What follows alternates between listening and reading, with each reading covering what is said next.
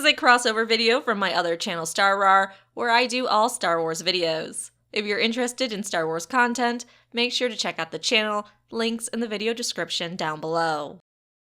What if Luke's uncle and aunt weren't killed by stormtroopers? What if Luke never left Tatooine with Obi-Wan? You'd have been killed too, and the droids would now be in the hands of the Empire. I want to come with you to Alderaan. What if he never met Han? Han Solo. I'm captain of the Millennium Falcon.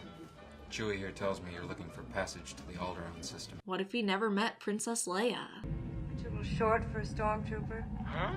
How different would Luke's future be? Well, thanks to The Last Jedi novelization, we got a taste of the dark future that awaited Luke had he not saved a princess. You're fulfilling your destiny. By the time of The Last Jedi, we know Luke has cut himself off from the Force.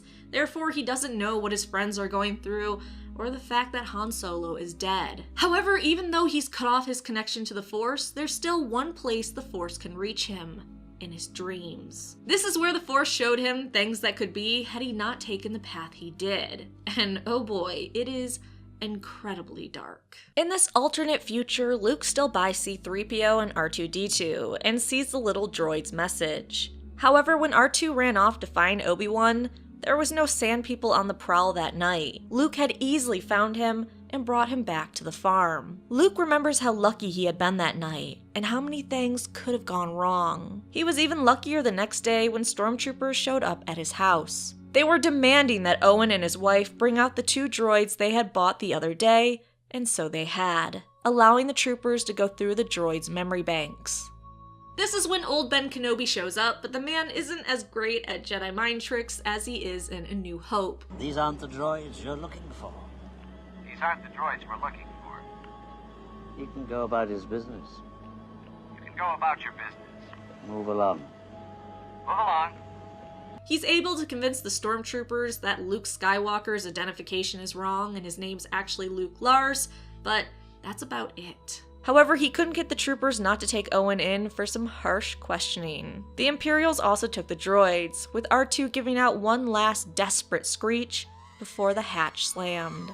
Old Ben was never seen again after that day. Rumor was that in the night a gunship had flown low over his home and killed the man. Following his death, Luke finally got to see the princess again. However, it was on the HoloNet broadcasting that Leia Organa, terrorists, had been executed, and right before her death, she apologized for her treasonous past and called for galactic unity. Without her, the rebellion never got as far, and wasn't nearly as strong as it had been if she had lived. Not that it mattered if the rebellion got a footing, because the Empire took their battle station and destroyed any rebellion. With no one to stop the Death Star, Alderaan, Mancala, Chandrila were all destroyed to bring peace to the galaxy. So we can guess that Mon Mothma and Akbar were also slaughtered. As well, Big's family was taken and killed for his part in the rebellion. Even the Tusken Raiders weren't safe in this alternate dark future. In Luke's old age, he remarked that they had been gone for almost 2 decades.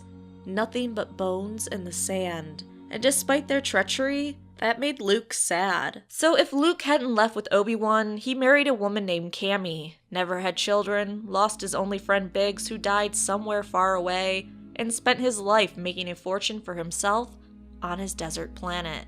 He would spend his life meeting Imperial quotas and making sure to pay Jabba's water tax. Though even in his old age, he would be sure that something was wrong, that there was something he needed to do. Something he was meant to do, but he'd never do it.